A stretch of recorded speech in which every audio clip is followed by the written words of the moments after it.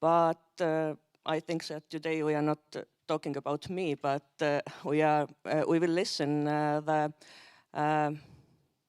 emergency how emergency number is working in Sweden, and we also will listen Malaysian experience. So with me here are Björn Skoklund from Sweden and from SOS Alam, and Asar Sulaiman from Malaysia. So first speaker is Björn. Floor is yours. Thank you, Kylie. I think I will stand up and talk. Okay, nice to meet you. I've done this before a couple of years ago, and things are happening, of course, in the surrounding world. So we are the good things and maybe not so good things. And I will lead you through this. I'll start with some quick facts about Sweden. We're quite a large country when it comes to the area, but quite a small country when it comes to the population. We are a long country, as you see. It's up in the far north. We don't have polar bears, but it's over the polar circle. So we do have lots of snow still in Sweden, in the north of Sweden. And most of the people are in large cities, or in cities anyway. So 85% is in cities and the rest is in the rural environments. We do have mountains, we do have archipelagos, we have lots of lakes, so we have some challenges. What we do not have is volcano eruptions and things like that, so we are quite happy anyway. SOS Alarm, yeah, we are a company actually who are owned by the Swedish state, the municipalities and the regions.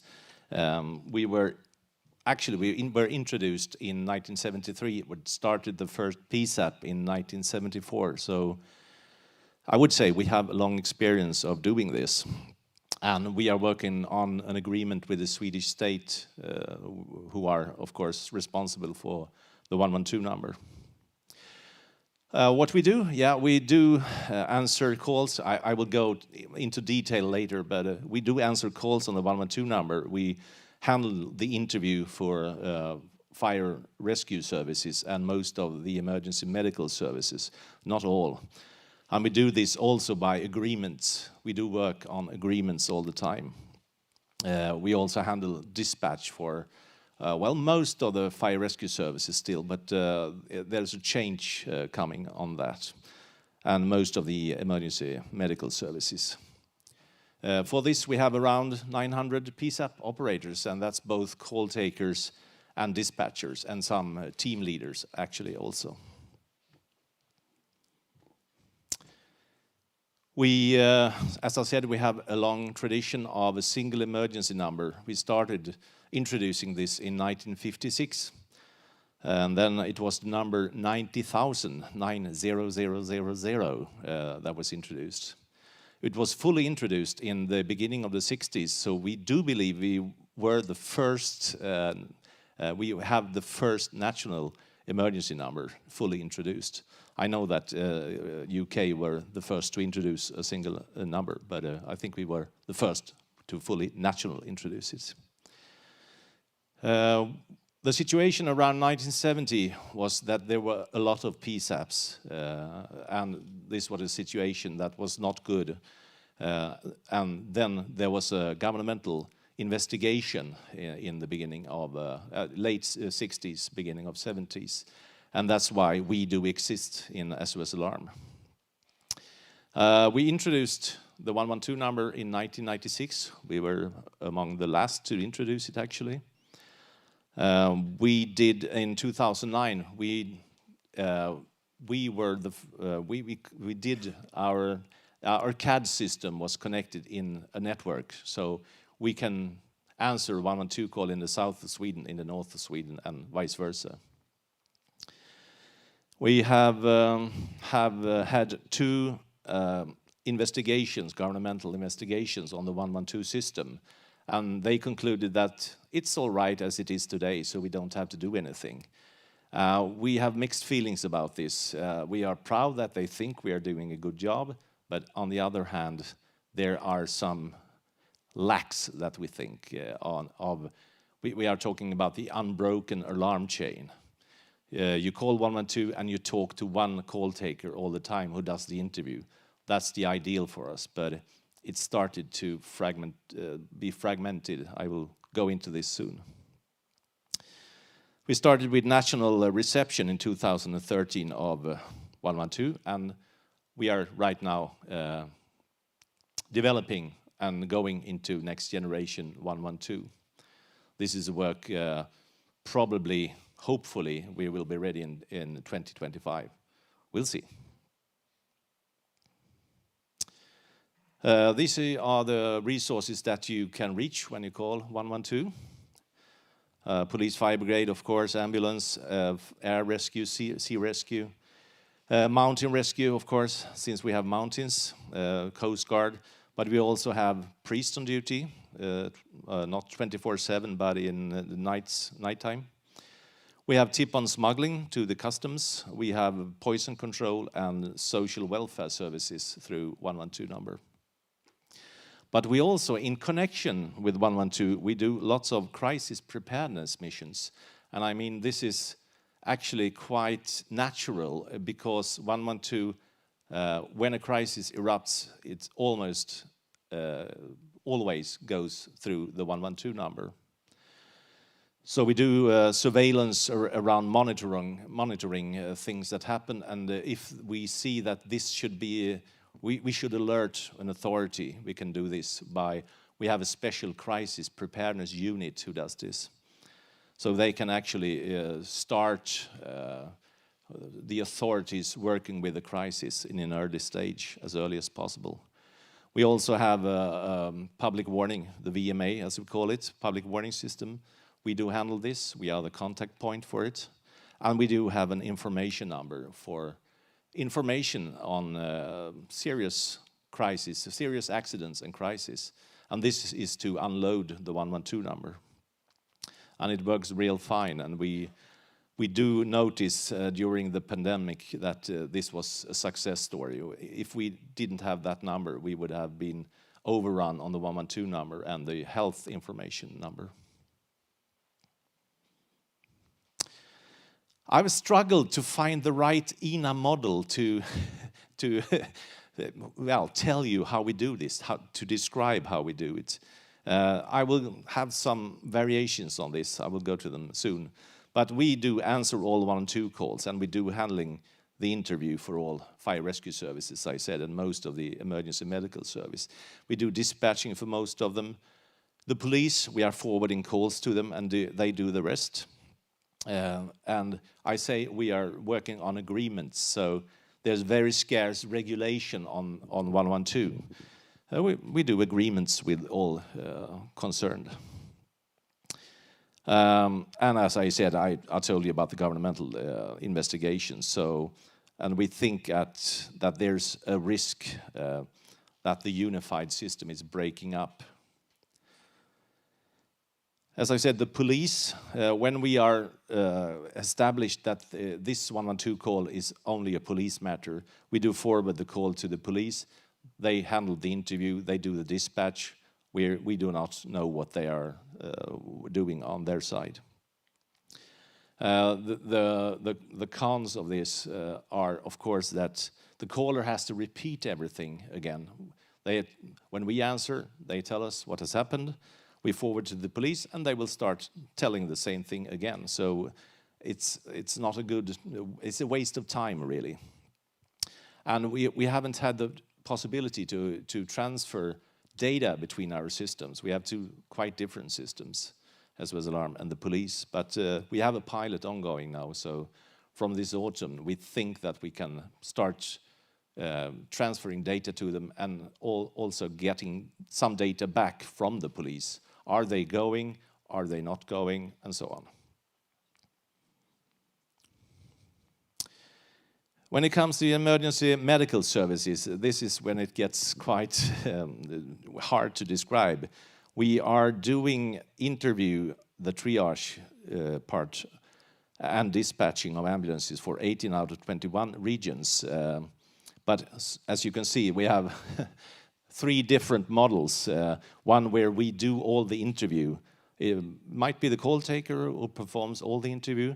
We have registered nurses who can help the call taker if needed, take over the call, and we do the dispatch.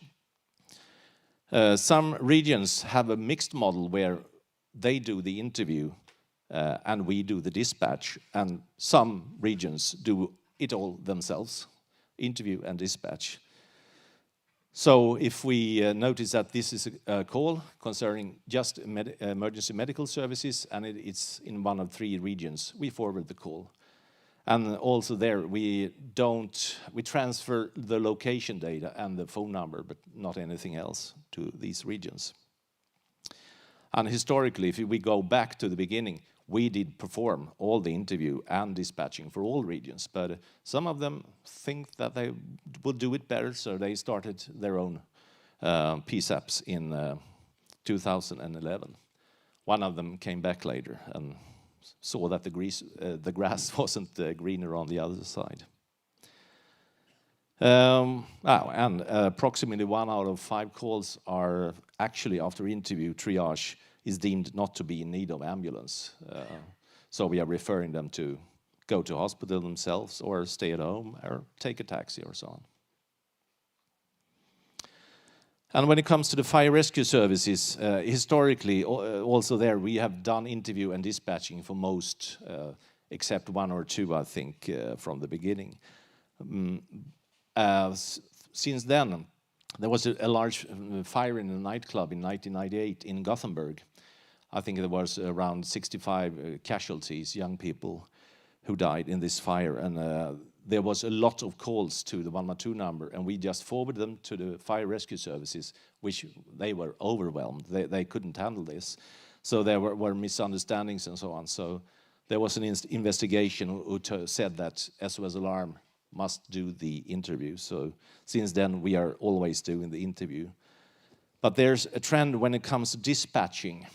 We are doing it mostly for the most fire rescue services, but as we speak, there's a transformation where they are clustering in the own PSAP stage 2 centers. I will show this not in the next picture, but in a few pictures. This is our strength, I think. We have joint cooperation when it is a call, let's say a road traffic accident. That will, of course, involve both fire rescue services, emergency medical services, and the police. We do the interview and we do a listening in.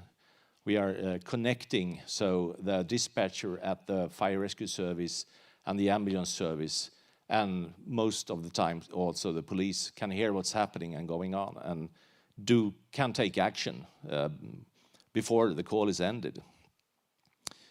And these are about 10% of the cases. And I try to describe it in this model. The emergency call comes in. We have a call taker at SOS Alarm who performs the interview. And in the perfect world, within 24 seconds, he or she, the call taker, has seen that this is a call that needs both police, fire brigade, and ambulance. And they perform this listening in, so the dispatchers can listen to it. They can start alerting fire rescue ambulances and so on. And we do the interview, we give advice, and if needed, we have the registered nurse to give advanced medical advice.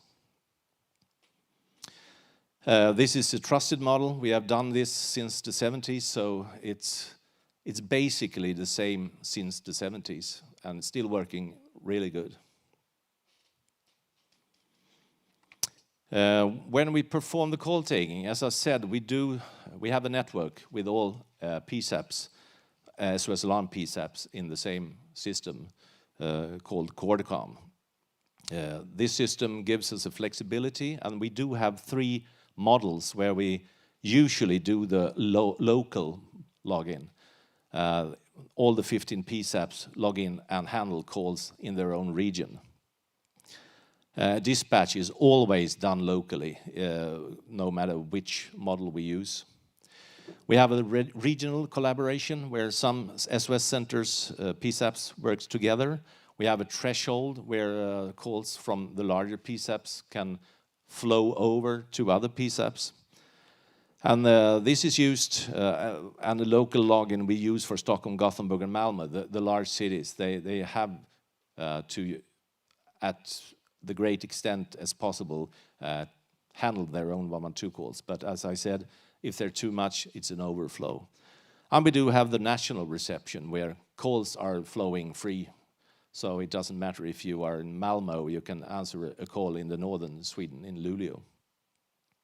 And these models are giving us flexibility and a very good, we can use them momentarily. So we have a national production management who can momentarily tell all call takers that now we log into the national reception, for example.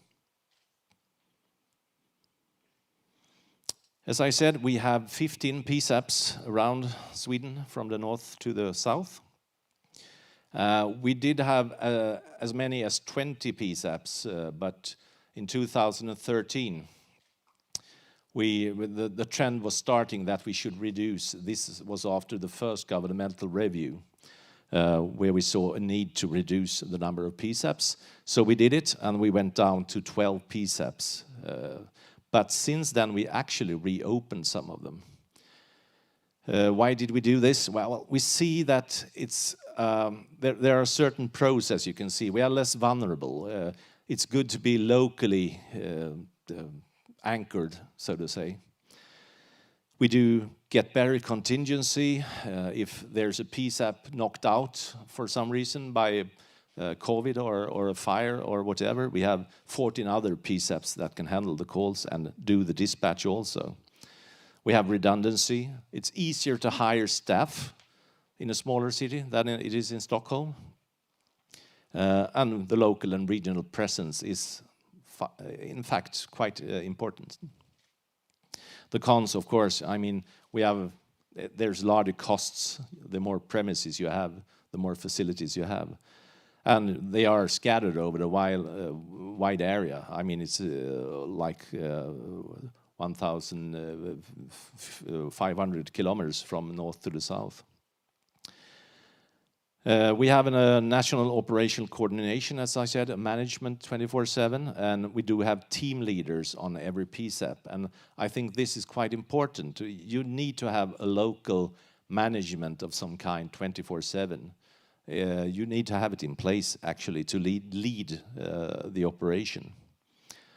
And as I said, we do have a specialized crisis preparedness PSAP who works 24/7 with monitoring Swedish interests within Sweden and abroad also, and giving notice to authorities if something happens. Yeah, you can read for yourself. We do have 15 PSAPs. Not all of them do everything. We do the interview for fire rescue services, but not the dispatch. And I'm not sure about these numbers. We do dispatch, I think, in 8 PSAPs today, and the fire rescue service has 10. But this could have changed since I made this PowerPoint 2 weeks ago. So it's an ongoing process now. What's interesting is we are interconnected with each other in the SOS Alarm PSAPs, but also with all fire rescue services PSAPs. And this is good for exchanging information. This can be done very easy. It's harder to transfer transmission to the emergency medical coordination centers, as I said. We do some, as you can see here, but it's mostly the phone number and the location. We do share data also with the Joint Rescue Coordination Center, EENA Rescue. And as I said, we intend to do it with the police probably from this autumn, hopefully from this autumn. I think that will reduce the handling time for both us and the police. We do have key performance indicators, and this is in our agreements with the state or with the municipality or with the regions. So annually we are reporting to the states the average answering time, and that should be under 8 seconds. But also 92% of all calls should be answered within 15 seconds, and 99% should be answered within 30 seconds. So this is quite tough KPIs, really. And as I mentioned, the time to the first measure from answered 112 call should be 24 seconds at most. That's our goal. And the first measure could be listening in with dispatchers or forwarding the call to the police. All call takers, dispatchers must be certified at all time. We do a virtual test once a year, and we do perform regular monthly reviews. We are listening together with the call taker on 2 emergency medical calls and 1 fire rescue calls. So the call taker and the immediate supervisor performs this review together. And we do have a standard for the PSAP premises, how to be equipped and built so they are secure. We do have 1 PSAP which is situated underground, and that is in Stockholm. The rest of them are above ground, but there are strict rules how to build them and how to perform if you want to get in. We have 2 doors. You have to pass the first and then call and be let in by an operator who can see you. Answered 112 calls. Well, we do see the trend going up. It went down somewhat in 2021, and we are not sure why, but maybe it was some pandemic more in the 2020. And as you can see, we take action in almost a third of the calls, almost 2/3 of the calls, but still 1/3 of the calls are not real 112 calls. The largest part of them are, of course, pocket calls, silent calls, around 700,000 a year. In 2021, as I said, 67.3% were action taken, and you can see that I recognize these numbers from that emergency medical services are the largest part, and also the police. Fire rescue services are a smaller part of what we handle.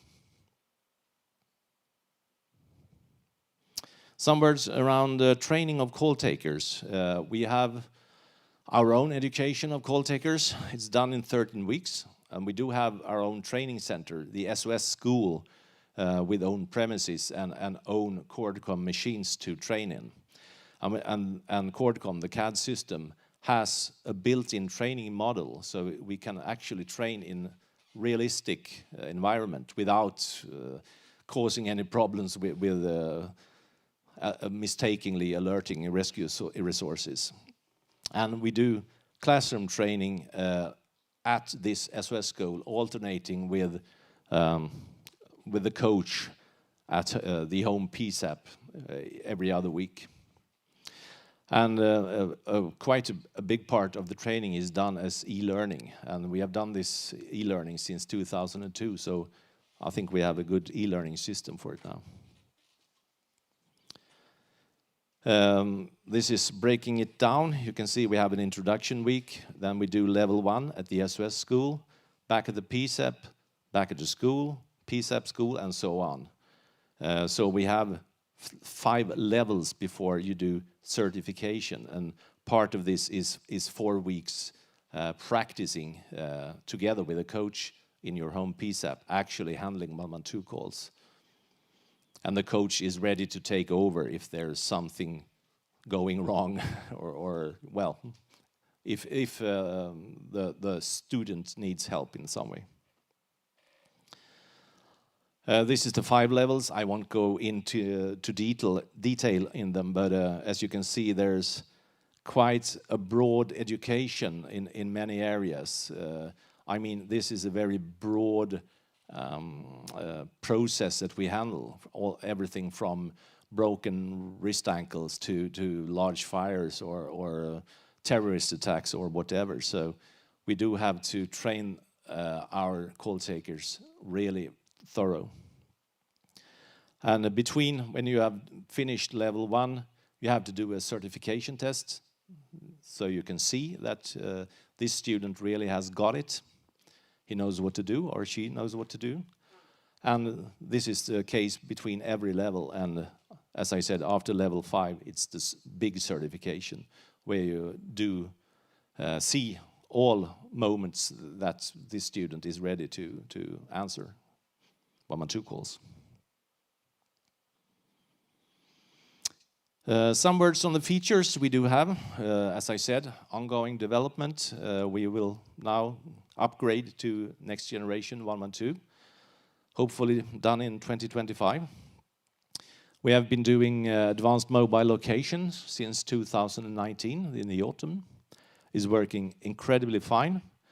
This was a game changer when it comes to quickening up the process and getting a better location, of course, than the cell ID. We are registered in the transnational database. I don't understand why not every European country is that. What do you say, Christina? Hard to understand. We do transfer around at least 1,000 calls a year to other PSAPs in other countries. For some reason, you have the caller in Sweden are talking with a relative in another country, and the relative falls sick and faints. Then you have to, I mean, they call 112 and ends up in Sweden, and we do have to transfer this call to the relevant PSAP. Otherwise, there's nothing to do. We receive e-calls since 2017, manually and automatically triggered. And we do also have agreements with some of the third-party service PSAPs. We have registered defibrillators, AEDs, in a map, which we use when there's a heart failure, a heart stop, cardiac arrest. We can use this and direct the caller to the nearest AED. Works also incredibly well. We have drones with defibrillators. I hope you noticed we got an award for this the other day, and this is quite an invention that we are proud of. And we have SMS Lifesaver, volunteers that can be alerted if there's a cardiac arrest in the near vicinity. Last picture, some words just around the non-emergency numbers, because these numbers maybe not as important as the 112 number, but really important to unburden the 112 number. We do have a number for healthcare advice service. As I said, we do have a number for information from and to the public if there's a serious accident or crisis. It's actually handled by us at SOS Alarm also.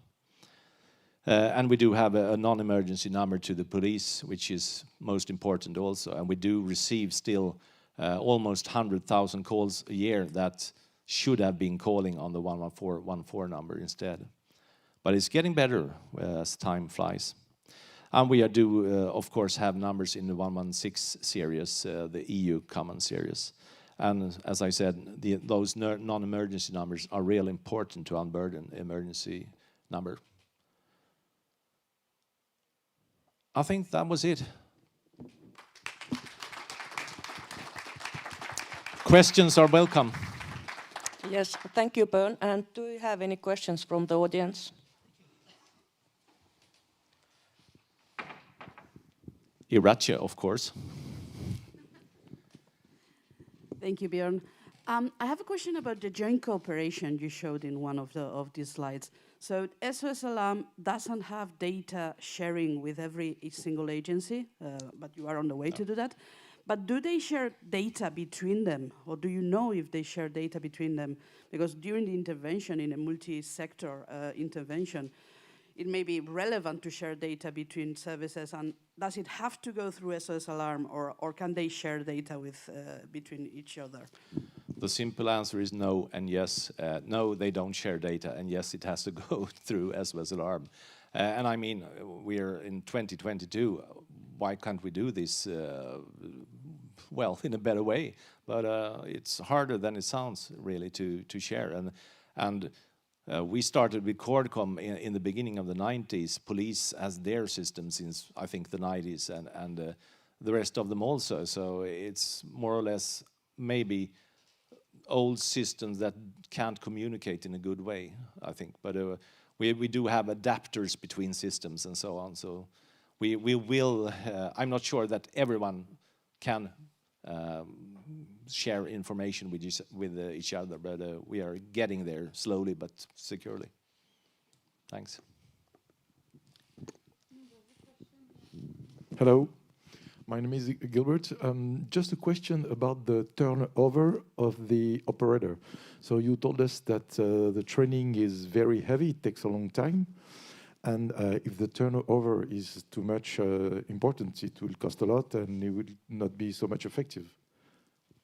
That's a good question. I didn't get into that, but we do have right now a large staff turnover. I think there are two major reasons for this, and one is maybe the pandemic.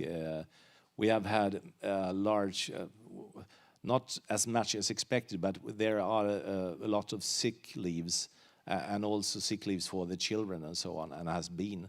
And that means that the other part is that the remaining call takers are very strained. There are lots of calls that you don't have the ability to take pauses, regular pauses, and I think many of the call takers has grown tired and just thinks I can't take this anymore, so I have to leave, and that in turn leads to the other call takers being more strained. So we have to recruit and train them, and that takes a lot of time. So it's not easy to cope with.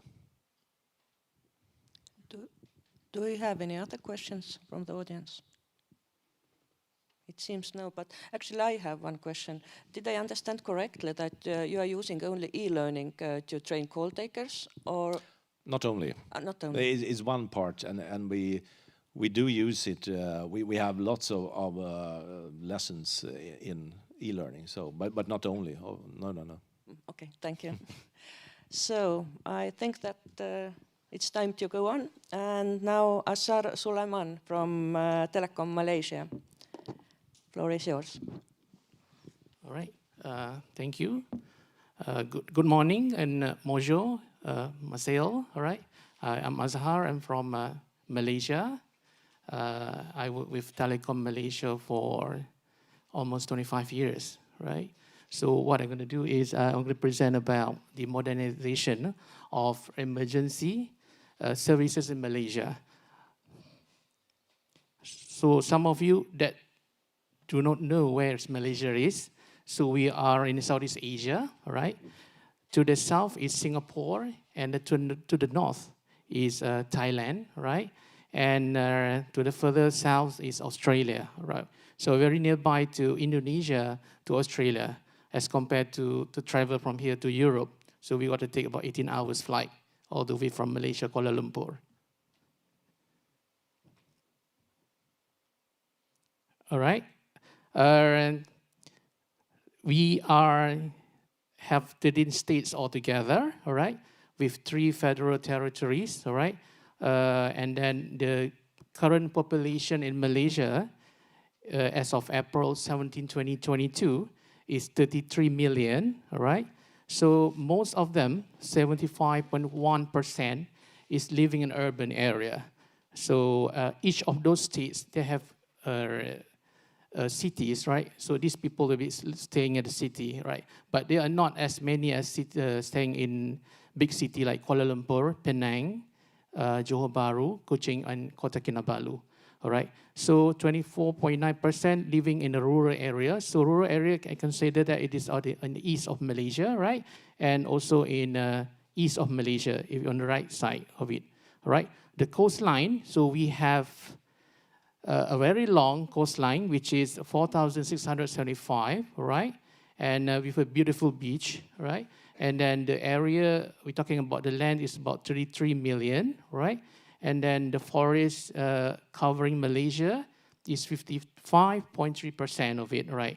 So the roads is 375,000 kilometers, right? So if you have read a lot of, the newspaper, for example, or from the website, we have quite a large number of road accidents, for example, right?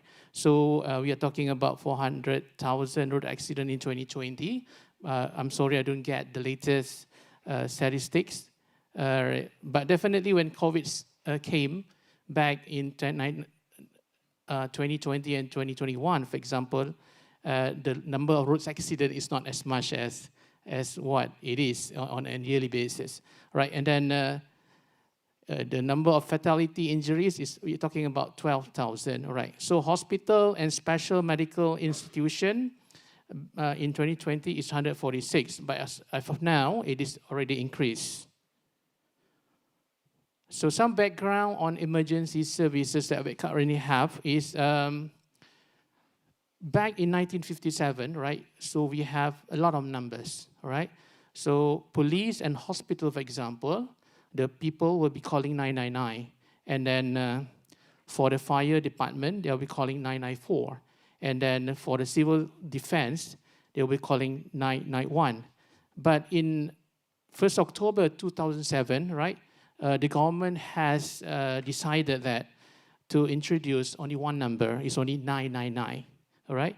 So it consolidates not only these four on the left side, right, but it is consists of 5 core public safety and emergency agencies, right? If you see on the right side, it is a police, fire and rescue, hospital, civil defense, and maritime, Coast Guard, right? So the aspiration is to have one number, so it's easier for the public to call, right, instead of remember so many numbers when it comes to emergency. So the current responders is, as I mentioned, there are 5, all right? Those people, I mean, the people when they're having a problems, for example, they can call police, and if they are at sea, for example, they can call maritime. So the evolution of emergency services in Malaysia, as I mentioned, back in 1957, all right, 3 numbers.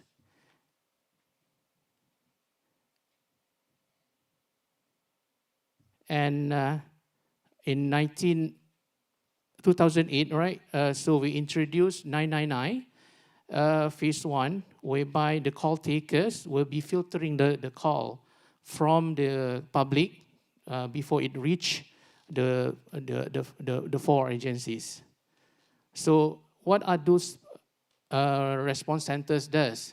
They will filter the crime call, they do the filtering for that, and they gather information and send to emergencies agencies. All right, and back in 2011 and 2012, all right, so we implement most all of the states in Malaysia, right, which is in phase 2. So at that time, all right, so the public can reach all the 5 agencies, including the maritime. And we launched our smartphone apps back in 2013 for the deaf, all right? And then we continue with that with phase 3, which is completes all those states back in 2014. And we also introduced Save Me 999 for the blind, all right? So we have a number of disabled, right, which they can call, right? And then also, we also introduce smartphone apps, which is not only for the police, but it is for all the agencies. But we name it as the Save Me 999 by the government.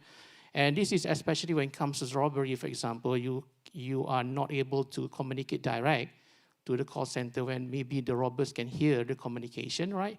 They can use the apps, right?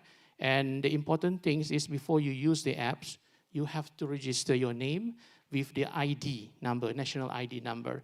So whatever things that happen, for example, you just can click the Save Me 999, when we know where you are and we know who you are, right? Exactly using the GPS.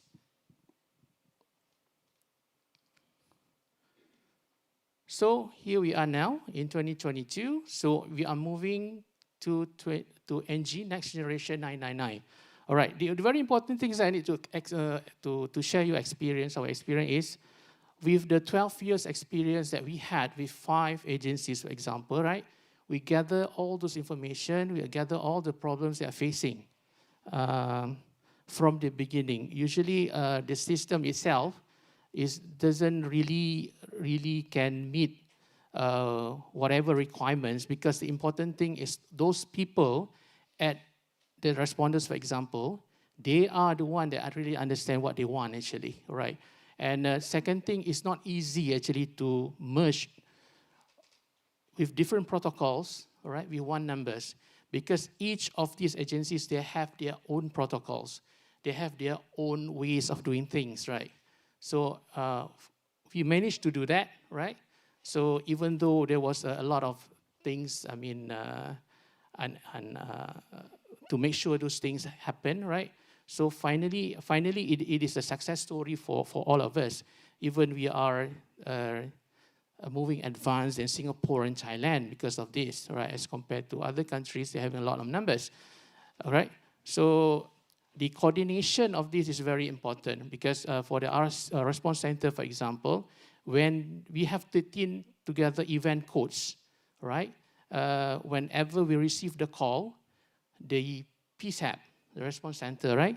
They have to understand what is actually going on, whether it is on a road accident, whether it is, you're talking about flood or something like that.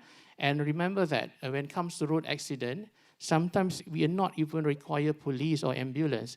We may require more than that, right? So the coordination by the PSAP or response center in Malaysia is very critical to ensure that we can save life. So the important thing is we are talking about command, we are talking about communication, we are talking about control. That's very important, right? And then we also certified for the protocol, for example, for fire department. And in 2023, we also will be certified with a medical protocol. So for NG999, we are following the trends, right? So make sure that the smartphone we can access through the smartphone. We also will be using the social media. We have a lot of data, for example, back since that we have been starting in 2007.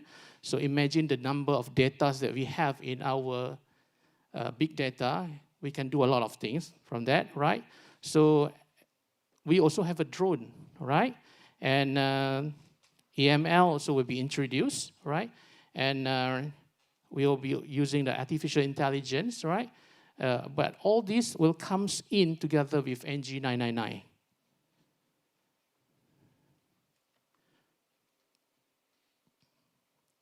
All right. Share with you the current emergency services in Malaysia. All right. Currently, as I mentioned to you, we only have two ways of communication.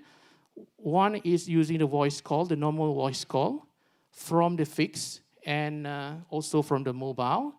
All right. They can also use the mobile application, say Me999, as I mentioned just now, right? And it will go to Response Center 999, where Response Center 999, they have together the fire protocol, right? So they will do all those filtering to make sure that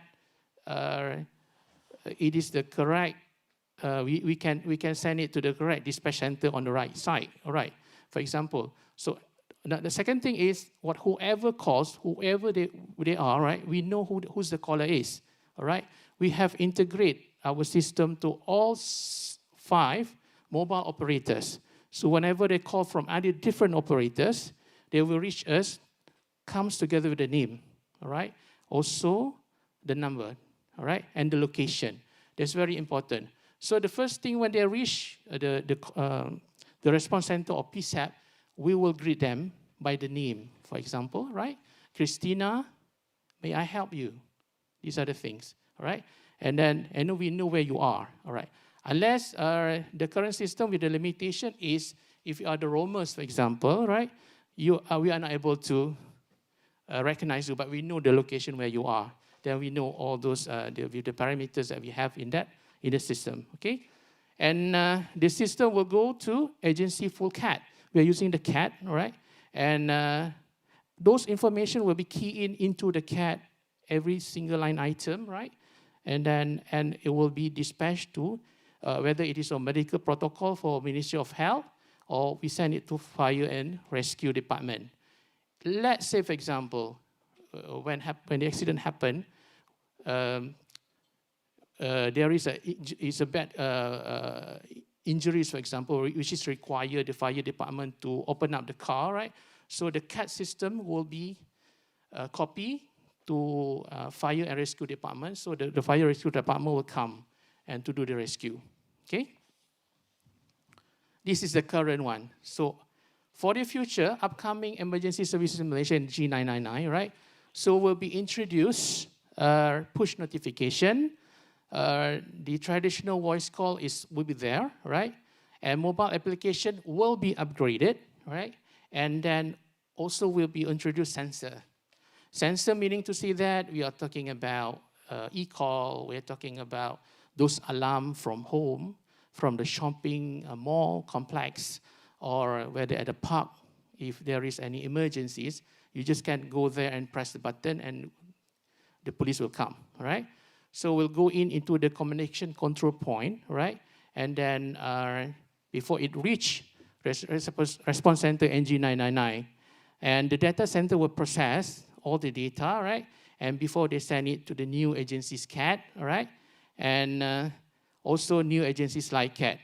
So the difference is what we have now and the future in 2023, right? Whenever we dispatch, for example, right, and the agencies will know, the response center will know where is the current, for example, the fire asset or the ambulance will reach the destination. So imagine you are calling for Grab or Uber, for example, right? Or a pizza or something like that. You know when your food will reach the destination. That will be the same things that we will implement. So we don't want that the caller will be worried about when the ambulance or the fire department will reach them, because that is very important. If you're talking about Kuala Lumpur, during the peak hours, it's going to be very, very busy, right? And that system will help, all right? Will help the agencies, for example, to determine the best route to reach the destination, yeah? And at the same time, the responder apps also will help them to help them to show what is happening at the site, direct to the command center, for example, in a hospital or that, so that the doctors will be ready at the emergency department. Okay, for next gen 999, we have learned something from the current COVID, all right? Currently, we have 3 response center PSAP in Malaysia. We have in Kuala Lumpur, we have in Malacca. The other one is in Kuching, in Borneo, all right? So some of the staff was infected by the COVID, and we have to close the PSAP. So with that, we introduced the mobile PSAP, which is they can turn on the laptop from home, they can receive the call from home, or they can call it from anywhere, okay?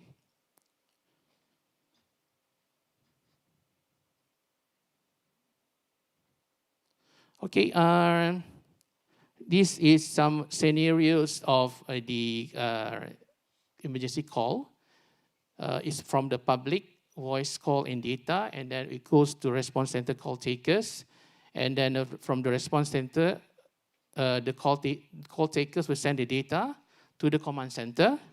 And then before it reach operation center and responders. And then currently, we are not able to call the caller, right? The caller, the emergency agency is the only one that can call the caller, right? So in the next NG999, we will be able to call the caller, right, and to ask them whether the agencies, the emergency agency, already reached and help them, yeah. So for the call takers, these are the very important element that we are working on, which is on the standard quality assessment for handling emergency protocol. All right, this is always a year around of assessment that we are going to do, right? And then also standard quality assessment by evaluating call takers' performance. It's very important, all right, to understand and then to make sure they are at the good condition. And quality improvement programs is on a yearly basis that we will be doing it, not only with the PSAP, but also we do the same as well with the response center, with these emergency agencies. We have an award, we have the best call takers, for example, we have the best dispatch and all those things, right? And then the training and development is ongoing. So we have, the training is done, currently is on manual basis, whereby you have to go to the classroom, right? But when it comes to NG999 later on, we'll be introduced e-learning, all right? So this is, we learn it from COVID as well, right? So we can do, we have our studio whereby we can do the training from the studio, and then we open up whatever things, and then they can see it from the web, for example, right? So the training is very important. It's a long year-round training, right? It's not about talking about training to the response center or the PSAP, but the same training will go to all those agencies. Imagine that we are having 5 agencies currently. We have police, and police, they have their own training. For the fire department, they have their own training, and the rest is the same, right? And imagine the number of turnaround, right, for people, whether it is from police and so forth, it's quite rampant, whereby the training is always ongoing. All right, so here we are on NG999, all right? We estimated, currently we are on the solution implementation, right? The good thing is we understand and we know what we want actually based on our experience with the agencies, right? And the technology will comes later, all right? What we did back in 2007 was the technology came first, then only the requirement from the agencies, but now it's different. We understand what the fire department wants it, what the requirement from the police. We sit down, make sure that this is the real things that they want, right? Then only we determine the technology, all right? But thanks to EENA, because we are be referring to EENA's website all the time, and then we are also referring to EENA's partners to see which is the best technology that we could furnish our needs, all right? The important things is what we did is we also implement procurement engineering, right? All of those technology providers, they are required to send us all those proposals to us, and then from there we evaluate whether they are really can do it. Because when we talk about technologies, for example, CAD, for example, right? I think CAD is a commodity whereby everybody can do CAD, for example, right? But actually whether that CAD can really meet the requirement of all the agencies is very important, right? And then definitely the customization has to be done, because we know the agencies themselves, because the culture in Malaysia may be different. It's different in Europe and America, for example, right? So we know how they work, because we cannot say that, I mean, like fire or ambulance services, pre-hospital care in Malaysia will be the same in Europe or maybe the same in the US. It's different. So that's the thing that we really understand their requirement, make sure that by having a lot of workshops with them, I think based on my experience, we have done like more than 5 workshops together with them to really understand what they want, right? And then from there, then only we talk about infrastructure readiness, which is to us, we're talking about estimated timeline of 6 months. Remember that MERS 999 currently we are all connected, right? With 400 oversights. But when it comes to NG999, right, the requirement has increased from 400 to 839 sites throughout Malaysia. So there's a big thing, right? So when it comes to NG999, the current system will be phasing out, right? So what happened is we're going to change to the new one. everything, the new system, the new communication, the new CAD, the new network, new talking about, we are using the virtual private cloud. So it is not even a single thing that I've been using back in 2007, the current I'm using here now, right, will be used back for NG999. It's going to be a new one, yeah? So imagine with that, it's going to be a very huge development, huge budget required, right? And but finally, the government has given their green light to proceed with this, because this is very important. We are talking about saving life, right? And then user training and technology transfer is very important as well. For those who are coming to Malaysia, for example, with their technology, remember this is very important. Technology transfer has to be there.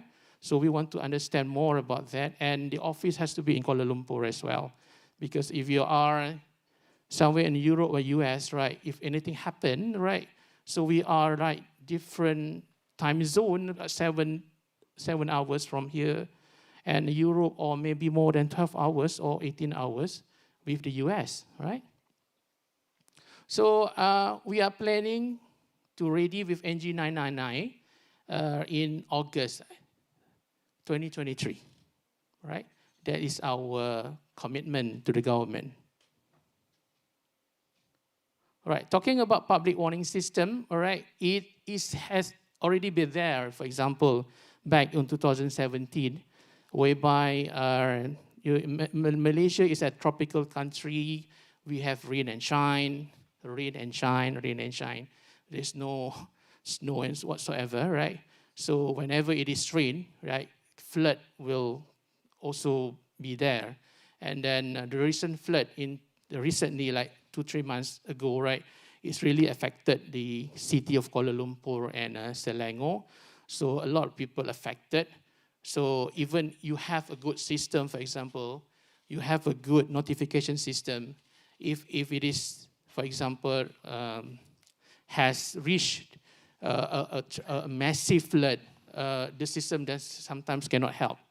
So it's about how the people move and how fast they can leave their house to go to the rescue center. All right? So I think this is going to be my last slide. All right, I think that's all. If you have any question, please feel free to ask. Thank you.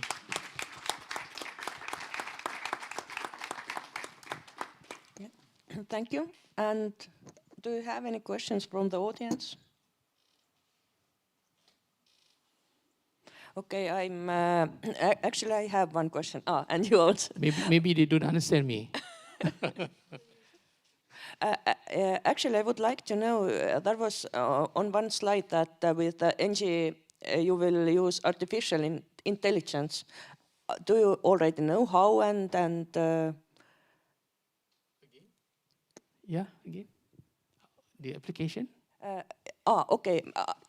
Okay. Yeah, thank you. The question is? Actually, the question is that there was written that with NG999 you will use artificial intelligence. And do you know already how you will use it? Or? All right. This is the plan is whatever things, the application that we have in the current 999 will be upgraded. And the future application, for example, we'll be using fire hydrant application. AED application will be introduced as well. And e-call will be also introduced in NG999. Because currently the system that we have back in 2007 is similar to what, if you remember our Nokia 3310 as compared to our new smartphone, right? It cannot be upgraded, it cannot do anything, there's no data of that. So with the new one, a lot of things that we need to do, right? And the access to 999 is, we are not limited to, as I mentioned just now, it's not only limited to voice, we also will open it up to voice call, video call. We also open it up to radio communication, right? And as I mentioned, it's on IoT. Also, we will allow that to happen. Okay, in 2023.